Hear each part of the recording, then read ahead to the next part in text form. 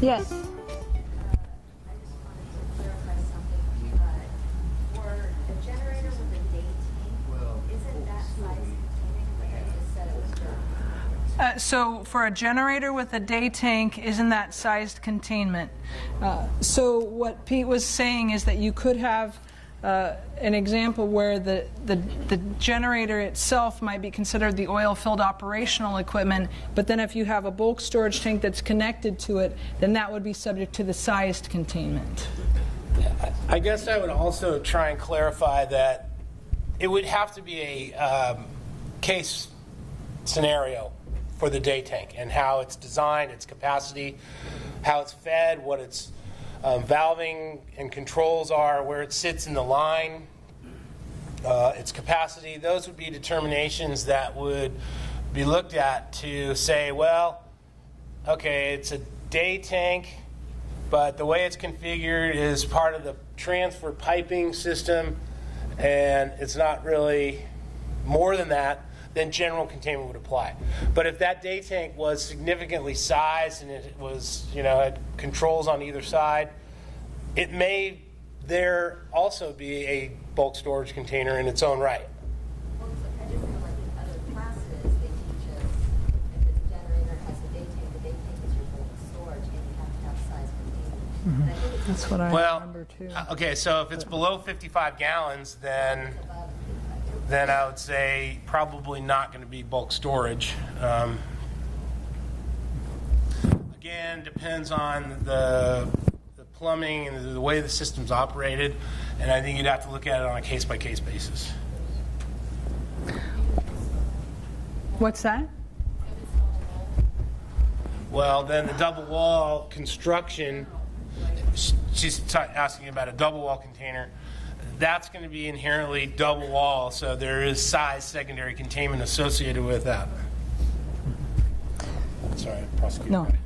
I'm sorry if I missed this, but my recollection was that APSA has a minimum facility threshold of something like 1320 gallons or something, and I may have missed that part of this presentation, and now I'm hearing 55 gallons, which I'm presuming is the actual vessel versus the facility jurisdiction line. Could you clarify that for me? 55 gallons is the de minimis container size subject to the SPCC rule. So if you have a 30-gallon day tank or containers or pails, 1-quart units at the Craig Auto Center, EPA in 2002 amended the rule to identify 55 gallons de minimis container size for SPC subjectivity. Anything below that is exempt, and therefore we don't regulate them. You would calculate by adding together everything 55 gallons or greater to determine your threshold. If you exceed 1320, then that would conceivably trigger you into the SPCC regulation and or APSA if you are petroleum.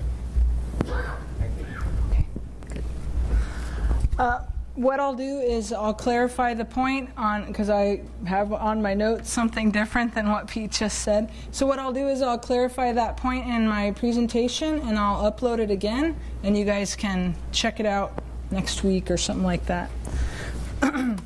All right, so moving on. I said we were going to talk about this type of operation right here. So a mobile refueler is what we're talking about in this photo. And there was a section that we referenced earlier, and where we're talking about some exceptions from sized containment for bulk storage, and that exception would be for mobile refuelers. So what type of containment would this kind of a container or truck or tank car need to have? And let me start the thing here. Okay, there you go.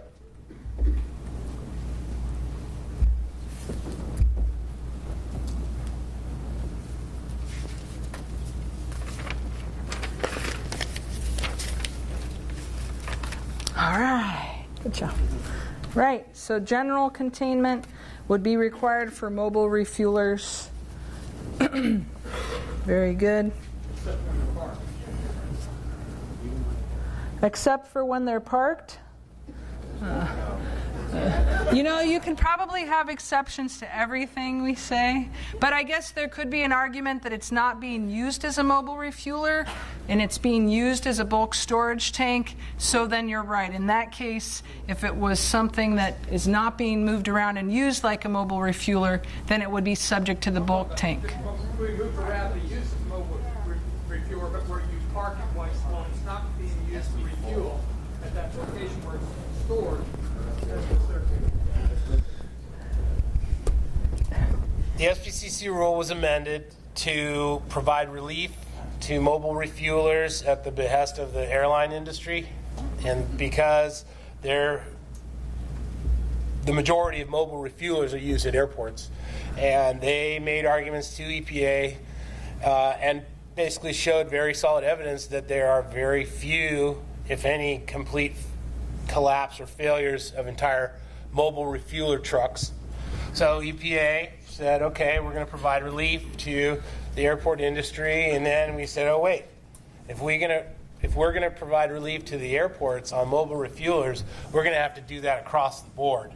And so mobile refuelers, if it meets the intent and definition of a mobile refueler, i.e. it contains fuel that is used to move out into a facility and distribute the stored fuel into other pieces of equipment, aircraft or other vehicles or farm equipment, whatever it might be, those have been given relief, and the general containment requirements under 112.7c are applicable. And that would also mean when they are taken back to their sleeping area and staged overnight. And I have a spill kit over here, my mobile refueler's there, and my storm drain's there. I park them there. It's got some fuel in it. The general containment requirements are applicable. If there's a spill, I would deploy my spill kit or storm drain cover. And I still rely on that even though I leave my facility from 5 o'clock Friday till 8 o'clock Monday morning. You are stepping out on thin ice if you're going to do it that way. The potential for discharge, getting away from your facility and perhaps into a navigable water, increases significantly if the spill occurs and no one's there to deploy the spill kit that you're relying on as your active measure. But the point is that the mobile refuelers, if they are in fact that, they do enjoy the relief out of size containment into general containment.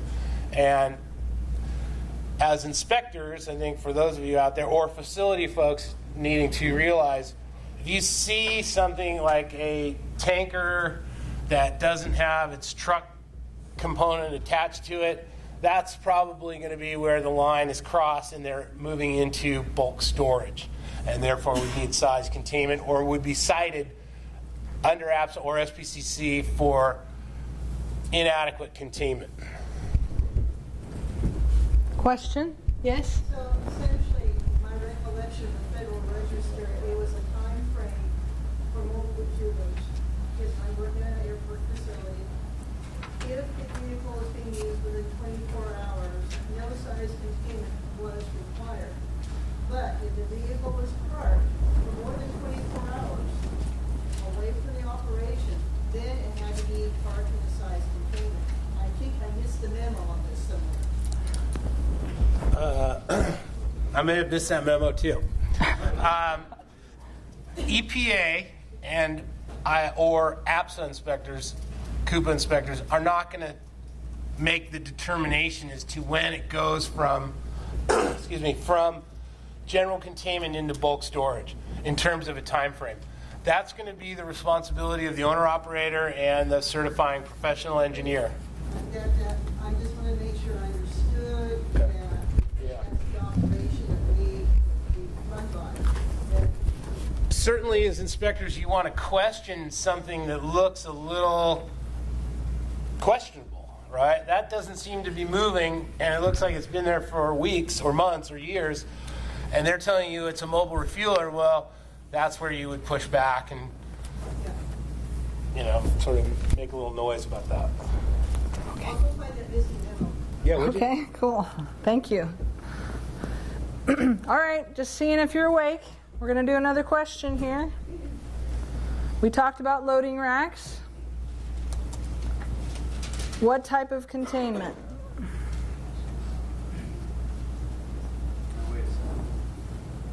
Loading rack, right? A loading rack. What type of a containment must a loading rack have?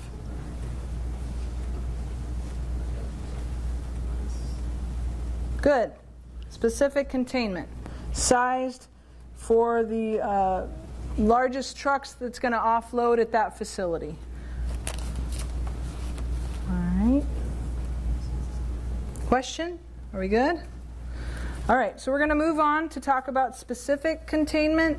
Also, some people call it sized containment. And like Pete has answered a few questions already and referred to this as its application to bulk storage, permanent or fixed portable, and loading and unloading racks. And it is sized to contain the capacity of that largest single oil compartment, container or tank. And it is also required in that section that you have sufficient freeboard to contain precipitation, except for loading racks. It actually says that in the requirement. And then in accordance with good engineering practice. So what if it's inside the building? Do they have to have freeboard? What if it's inside the building? I heard a no. That's the right answer. So there's no, unless it's an open roof building, they wouldn't have to worry about freeboard. All right. And then one of the points that we've got to remember as inspectors is, again, this idea of performance-based. And there's a lot of flexibility built into the SPCC rule. And so we're sort of relying on the expertise of the facility, and if they have a PE that's certifying their plan, a professional engineer that's certifying their plan, then they're the ones who need to make those calculations and decide what that specific containment should be for that piece of equipment. Now, what about a big wall of 55-gallon drums? Let's say it's outside, maybe it's got a rain cover, and it's like 155-gallon drums that are all stored together in the same area. What size containment would they need to have? 55 gallons, that's right. And especially if there's a rain cover. If there's no rain cover, then they would need to, maybe have 65 gallons of containment. Yes, sir? What's the inspector's practice if the secondary containment is clearly deficient, even from a layperson's perspective, but nonetheless the engineer certifies it as adequate? Good question. Okay, so the question was, what is the inspector? If the inspector sees that the containment is clearly deficient, but the PE says it's good, what should the APSA inspector do? And I'm so glad Pete's here to answer this question. Well, I think the nature of being an inspector is to question those aspects of a facility that look funky or lead to some concern of inadequacy or outright violation. A good example with 55-gallon drums would be the distinction between spill pallets and containment pallets, right?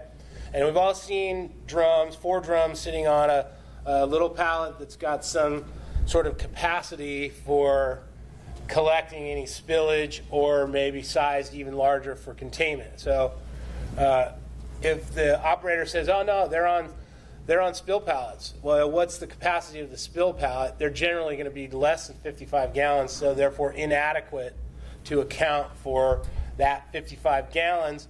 And then whether or not, if they're outside exposed to rainfall, those can quickly be overwhelmed by stormwater. And so that's an issue. And important for the inspector to question something that doesn't look right. Generally, if a professional engineer is certifying a plan and the details are in the plan, I typically rely on the professional engineer, and that's why the professional engineer requirement is in there for those facilities that are 10,000 and above. I don't necessarily want to question a PE's determination and judgment and application of industry standard and good engineering judgment. It does happen. And if it's visually odd, then you can request more details or ask them to provide some more specific facts and numbers and calculations and data as to why the claim, well, why it's certified as adequate. Does that answer your question? And it is going to be. Oh, I'm sorry. Oh, there could be, and Pete's going to do another class on impracticability determinations.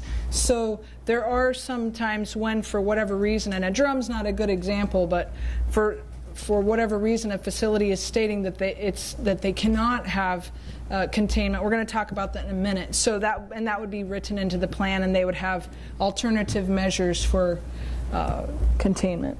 Yes. Along that point, that they took out the language that said to be impervious to oil for 72 hours. That was also in that guidance document at one point. And then you also have to, the PE is liable, and the inspector from the third party, either API or Steel Tank Institute, is also supposed to be looking at that. And that, to me, is why we really should have monolithic core, in my opinion, to prevent any sort of leakage because of that rule. So I think what he's getting at is there are requirements for sufficiently impervious containment, and the SPCC rule was modified to remove any language or intent of retaining spilled oil in a containment for 72 hours. That is a little bit too prescriptive for EPA. We rely on the professional engineer for the facility to make the determination as to what is going to be sufficiently impervious. And there's, again, flexibility. If you have a thick crude oil, some sort of compacted earth, basin and dike would be, in my opinion, probably pretty adequate to clean the oil up. So the rule now says sufficiently impervious to contain spilled oil until cleanup can occur. So rather than say 72-hour retention time, we now say till cleanup can occur. Well, how often are operators going to be on site or making rounds? Say if it's a production facility that's not manned all the time. Can it retain oil overnight? Those are considerations that the owner-operator and the certifying professional engineer generally need to address for the type of oil that they are storing, and then determining whether or not their containment basin is adequate. We've got some significant challenges in the Hawaiian Islands right now, and we're working with a lot of facilities that were formally saying, oh, if we had a spill into our containment, we'd be able to clean it up because we have operators that are around or can be on site with response contractors. Well, it's a lava porous based, setup over there, and some sort of like asphalt or concrete or, in fact, poly liners are probably going to be a lot better off than just a dirt basin and hopefully an operator control. We had a facility overfill a tank by 14,000 gallons. It hit the ground and percolated in. Within an hour, they lost 13,500 gallons. 900 gallons. So they lost 99% of the spilled diesel, which percolated right through into the substrate. So that was a clear violation of SPCC, and so we've got some cases going against them. I'll take one more question, and we better get going. Go ahead. Okay. Unless I missed a memo, I thought as CUPA inspectors, we had some limitations on what we could question as far as the PE engineer plan, as far as calculations. Has that changed at all? His question is if there's a clear violation that we see on an SPCC facility with regarding a plan stamped by an engineer, what do we do as CUPA inspectors? And typically on that, it was my understanding we didn't have the authority to question the stamp. Right. So the calculation. Right. And then we were to EPA. Right. So what you're saying, I'll just repeat it because I think it's an important point, is that we are taught in our inspector training that we don't have the authority to question a professional engineer, that if it came to that point that we would need to refer that to US EPA, and the regional administrator has that authority to do so. But I think what Pete was talking about is that as a Coupa inspector, if you see something that looks odd, you can ask for more information. Maybe, a page got left out, or, something. There could be some reason or explanation for that information saying that it's not subject to sized containment, or the containment is way less than you think it should be. There could be reasons why. It could be an impracticability determination that's built into the plan that's maybe not clearly defined or referenced in the plan. So questions are good, and that's okay to ask for more information. But I think the training that we received is still the case that we're not the regional administrator, and it clearly states in the Code of Federal Regulations that the regional administrator would need to take up discussion with a PE certification. But I think it would get through a lot of steps before it would get to that point. No, I appreciate it. I appreciate it. Yes. Yes. Very good. Okay. All right. So in this great guidance for regional inspectors, and if you're with industry and business in the audience or consultants, this would be a great document for you to review as well. If you're trying to if you're, say, a qualified facility and you need some help in doing the calculations yourself for figuring out what that capacity should be, it's pretty simple. Going back to geometry that we learned in grade school, just multiplying the length, width times the height, making sure you account for displacement of the tanks if there's other tanks in the containment, and then going from there. And this just gives an example in the SPCC regional guidance for inspectors in Chapter 4. The other thing that we need to make sure is that the freeboard is addressed if it's outside storage and subject to precipitation. And EPA, again, does not describe any particular method you can use. Of course, they just provide guidance. They have data from the 25-year, 24-hour storm event. And then also there's the 110% rule of thumb that can be used for that figure. A question here? No, you answered my question. Oh, good. And then I already talked about tank displacement, so making sure that that's taken into consideration. So I think as Coupa inspectors, most likely if it's an engineered plan and a PE certified plan, that the PE has done lots of plans, and they probably do this in their sleep, and you wouldn't really question it. You don't see anything that looks off at the facility. For our qualified facilities, they may need a little bit of help. I know I've gotten those questions. I get a lot of phone calls where people say, well, how do I figure out the capacity of my containment? How do I know it's the right amount? So you may get those questions, and you could refer them to this guidance document for assistance. And the questions actually spurred on, we kind of got ahead of ourselves a little bit ago in talking about what does sufficiently impervious mean. And so Pete already talked a little bit about it, but I'll just follow up with stating that in the 2002 preamble, it talked about that how secondary containment is designed, implemented, and must be maintained to meet the standard of sufficiently impervious. And that's something that has to be taken into account, and it must be capable of containing oil until cleanup occurs. And Pete already talked about that.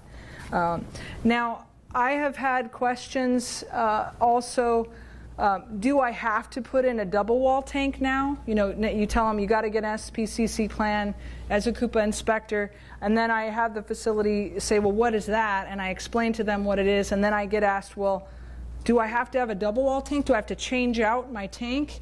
Well, how do I do this? What do I do now? I never had been asked to have a double wall tank before, or never had to put in containment for this tank. Lots of inspectors have come through here. Now I have to pour concrete? What do you mean I have to pour concrete? And they're concerned. The facilities are concerned about a lot of costs that they may incur. But again, please, as Coupa inspectors and for the business in the audience, just remember that it doesn't say you have to have a double wall tank in the SPCC rule. It doesn't say you have to have concrete. There could be it could be a packed earthen berm. that maybe you have an oil tank and that earthen berm is sufficiently impervious to contain a release, that may be sufficient. It just depends, and there's a lot of flexibility built into the rule. Of course, earthen berms would definitely set off a red flag, and especially if it's something like gasoline or something like that. So, it's something just to keep in mind. I think the comment. So with the federal rule, we're looking at protection of, in fact, navigable waters. There's surface waters driven solely by that. And so the sufficiently imperviousness aspect gets a little muddy, if you will, in terms of, well, there's no surface water in the immediate area, and there's a tank overfill, and some of that fuel, let's say, has percolated into the soil. And maybe even impacted groundwater. That's not necessarily a federal SPCC violation, but it would be a violation of the APSA rule because you are driving protection of groundwater. So I think sufficiently impervious is a key component of the APSA rule for you guys to understand in terms of when you look at it, what are you looking at, what's the material stored, what's the basin material comprised of. Those are some of the questions that you folks want to be sort of looking at closely. Depth to groundwater. Is there, for us at the federal level, is there a nexus from sub-groundwater under the facility and a nearby river, stream, lake, or bay, or ocean? Is there a nexus to that groundwater? That would be something I'd be looking at. But just considerations for APSA. Okay. Thank you. Okay. All right, so we've talked about general containment and specific containment. We're getting to the end of our objective number 2 here. You do? Okay, so in review, we're talking about general and the differences between general and specific containment, the 2 types of containment. And one of the things that it talks about in the guidance for inspectors is that when we talk about general containment, that active measures are something that can be used, but EPA in general discourages active measures from being used for sized containment. And although it doesn't specifically state that in the SPCC rule, it states that in the regional guidance that sized containment is supposed to be designed for a catastrophic release, and general containment is for the most likely discharge. So maybe it's okay to have absorbent materials ready to go for the most likely discharge, but if we're talking about a catastrophic failure of a tank, then passive containment or something that's going to be there no matter what is the superior type of containment, and that's what EPA states in the rule. But there is flexibility. So just remembering that as CUPA inspectors, that it's all performance-based. Okay, so going back to our little keeping you awake thing here and doing a little bit of review. Now, we had a little bit of confusion on oil-filled equipment. So for this question, when I talked about oil-filled equipment, I'm talking about oil-filled equipment that's subject to general containment. I don't want you to think I'm giving you a trick question. And so, okay, so here's your question. Specific size containment applies to oil-filled equipment, piping, loading and unloading areas, and oil handling areas. I sort of already gave you the answer, didn't I? I just didn't want someone to say we confused them earlier.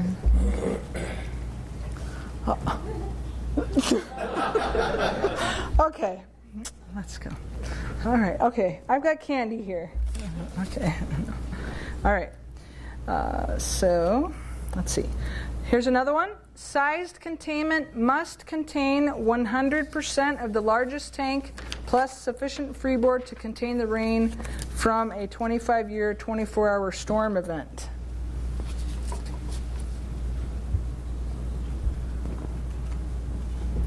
This one's kind of tricky. Oh, I'm sorry. Okay, go. Okay. We do? Okay.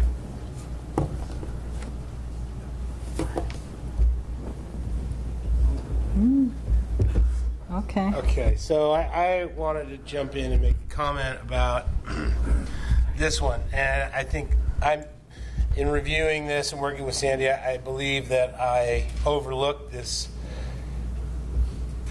particular slide in terms of making a clarification. The 110% or the 25-year, 24-hour storm event, those are not language in the SPCC regulation. Neither shows up in the rule.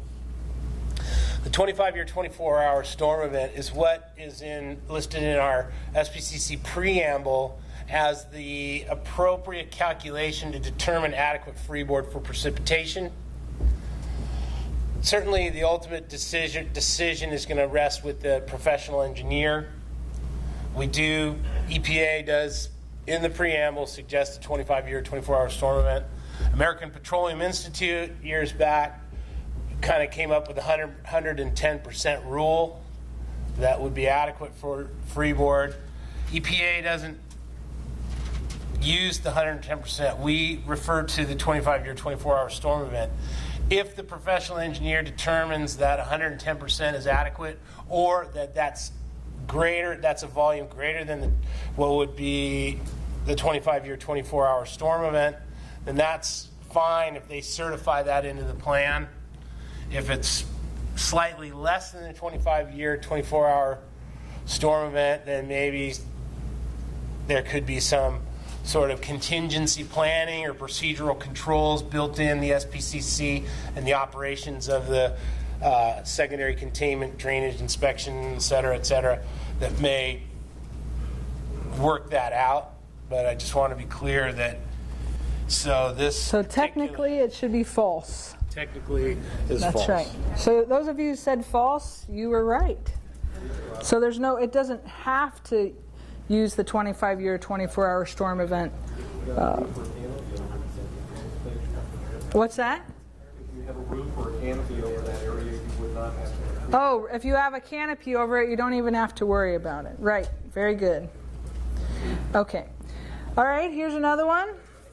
Would active containment measures be appropriate for satisfying the specific containment requirements of a major tank failure?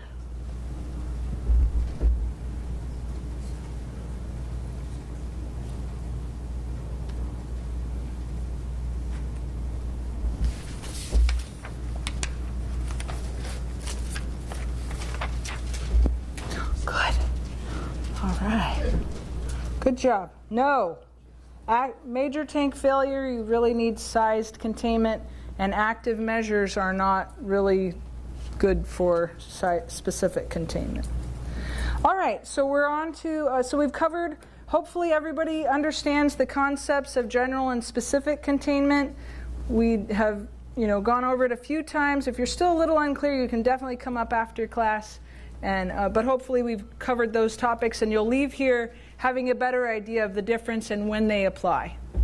So let's just talk a little bit about impracticability determination, possible exceptions and alternatives. And I have this statue, the Rodin statue thinking, because it always makes me think when as soon as I have stuff figured out, then there's some kind of an exception to it. So that always messes me up. And the other thing to remember with SPCC, we keep saying it over and over again, but you really have to put that in your head, because it's not like our other unified programs where we have a lot of mandates. It relies on the expertise of the SPCC preparer. Who's the SPCC preparer? It depends. So give me some examples. Engineer, the operator, the manager, someone at the facility. Is it the inspector? No. Is it they may hire a consultant to do it. but hopefully they understand the facility and meet with the facility. So you may have a facility, and I had this happen recently. I told you guys I had a big chain of oil change facilities that asked me for help developing their SPCC plans for all of their 23 facilities in our county. And they wanted to make one plan and then just change the address on the template and use it for all their facilities, which is okay because all their facilities are very similar. They're the type that have like a basement area with the tanks underneath. So I was like, sure, I'll help you out. But they didn't have any expertise at all on it. They didn't even know what SPCC stood for when we started it. So it was difficult in telling them, and they're asking me, so what should we put in our plan for what our containment is? What is our secondary containment? I said, well, you got to figure it out. And they were like, well, how? And so it was a real struggle. So this can be a bit of a challenge. If the containers are moving around, we talked about if it's under the control of the operator, there's some exceptions that may apply. We talked about if it's inside, and Pete talked about this a little bit with your elevator question, that you kind of think in your mind, oh, well, it's just the containment that's around the tank, but if it's going to flow into just another room, but it's still inside the building, it's not going to go into the storm drain or off-site, then maybe not just that room, but another room that's nearby could count as that secondary containment or sized containment. So if all that doesn't work, then the facility does have the option of doing something called an impracticability determination. Pete has a whole nother class on that topic, so we're not going to talk about it in here. Just a real fast overview is that the facility has the ability to determine that sized containment isn't required, and they can do other alternatives instead of having sized containment. What's that? Isn't practicable. If it's not practicable, then they can have alternatives that would comply. So I'm just going to jump you into this question here and see if you know the answer. If you remember your APSA inspector training. This was right off the exam for the APSA inspector training. So what is an impracticability determination? I'll let you guys read the choices here before I click the clicker. So is it when the inspector determines it's impracticable to have secondary containment? Number 2, when the facility determines an SPCC plan is not practical. Number 3, when the facility finds that containment methods are impracticable and they substitute a combination of other measures. Or 4, what a facility can do when the only reason they can't install secondary containment is because it's too expensive. Okay, so there you go. Let's see who needs to go to Pete's class.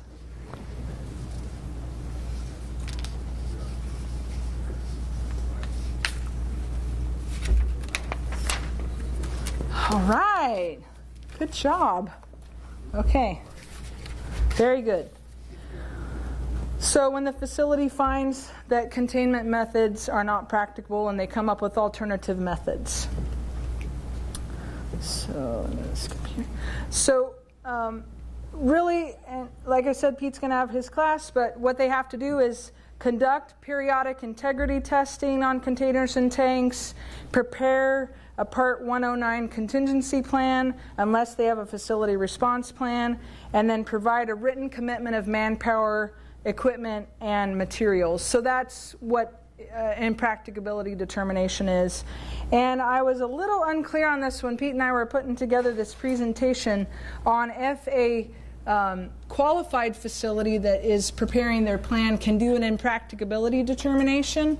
And what he explained to me earlier this week is that if it's a qualified facility and they're doing their own plan, they could still be self-certify the plan, but just for the impracticability determination, they would need to have a PE certify that impracticability and alternative means and put together that portion and certify that part of the plan.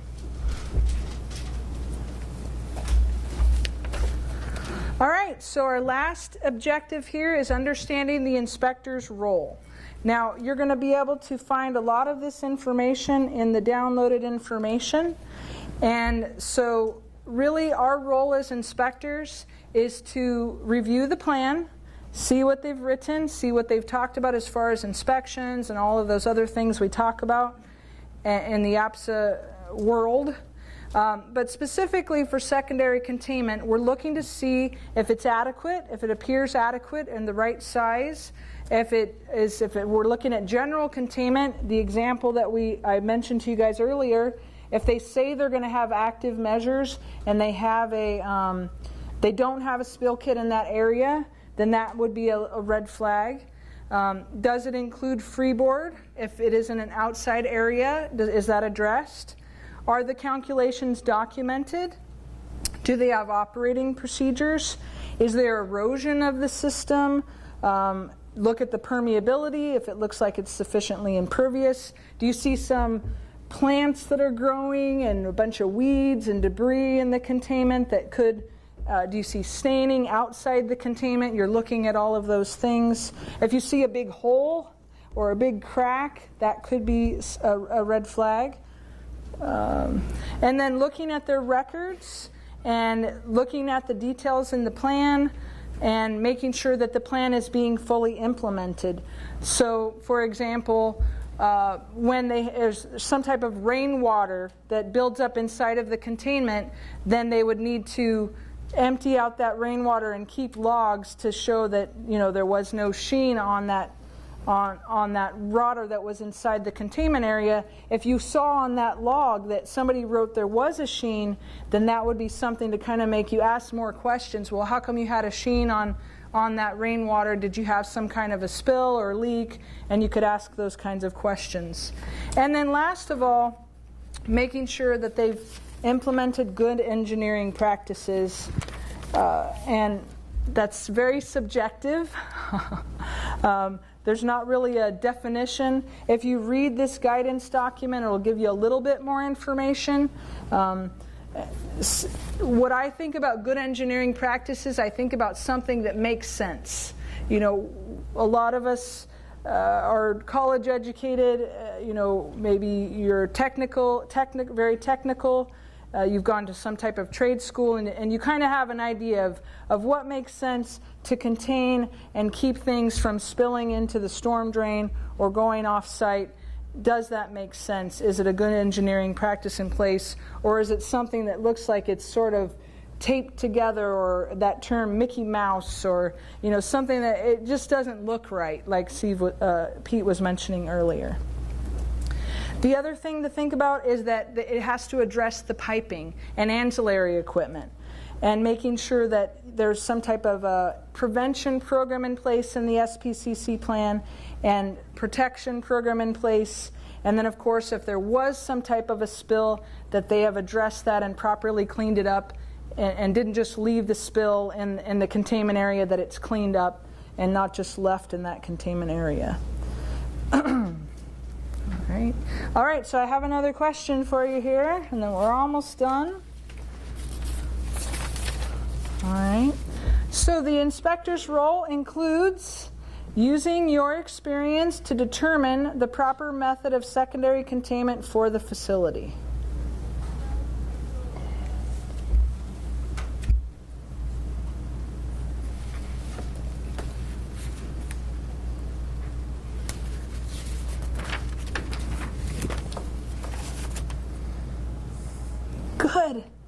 Good. Okay, for those of you who thought it was a yes, please remember it's up to the facility to decide what the proper containment should be. That's not our job as inspectors. We would just review that as inspectors and, of course, provide some guidance. Okay, and then we got another one here. Qualified facilities, and here's the good question I had earlier.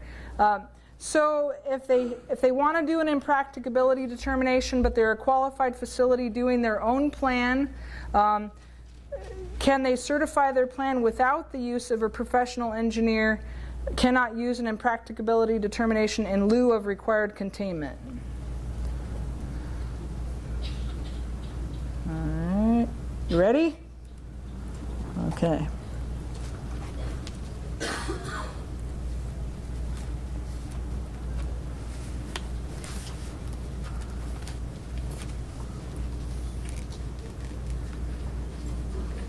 Oh, maybe I confused you.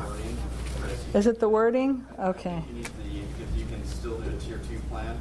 The practicability statement is signed and stamped by an engineer, correct? You can do the practicability. Well, Tier 1 and Tier 2 are both qualified facilities. But the So, engineer's not stamping the tier 2 plan. right. Supplemental and stamping a supplemental practicability. Okay. information on that. Okay, so I'll just make sure I cover the point. It's a good thing I did this question. Maybe it's a flaw in the question, so I'll definitely look at that. But just to make sure everybody's got it, if it's a qualified facility, they have less than 10,000 gallons, they're preparing their own plan. If they want to do an impracticability determination and say, I don't need containment, then they've got to have a PE help them out. Is that correct? This slide question is true. They cannot certify their own plan and make a claim of impracticability. They have to have a professional engineer certify the impracticability claim and the equivalent environmental measure that would be substituting for the impracticability. They can do a tier 2 plan and have that separate, right? As a PE subs. Either any qualified facility, whether tier 1 or 2, would require a professional engineer to certify any claim of impracticability and environmental equivalent measure. Okay. So the slide as it sits is generally true. Okay. All right, one more. Now get out your notes. What section in CFR Title 40 has the requirement for general containment? Oh, this one didn't have my question thingy on it. Oh well. Okay, so here's the answer. I already gave it to you. 112.7C is for general containment. And what section has the requirement for specific containment? 112.8 little c2 is for specific containment. That's a tricky one. It should be 7H for loading and unloading racks, and 112.8 or 112.12 C2 for petroleum bulk storage or vegetable bulk storage oils. Oh, there's other sections that apply. Okay. That's vegetable not relevant in APSA world. Vegetable oil not relevant in APSA world, right. And here's the link to the SPCC regional guidance. Any more questions? Yes, right here. Transformer oil is exempt under APSA. Does that carry over also to the federal SPCC? The question is, transformer or oil-filled electrical equipment is exempt, has exemptions under APSA. Does that apply for federal? And the answer is no. Oil in any type of equipment is subject to the federal rule. Good question. Thank you. Thank you, everybody. I appreciate your feedback. Yeah, thanks for coming. Thank you. Sure.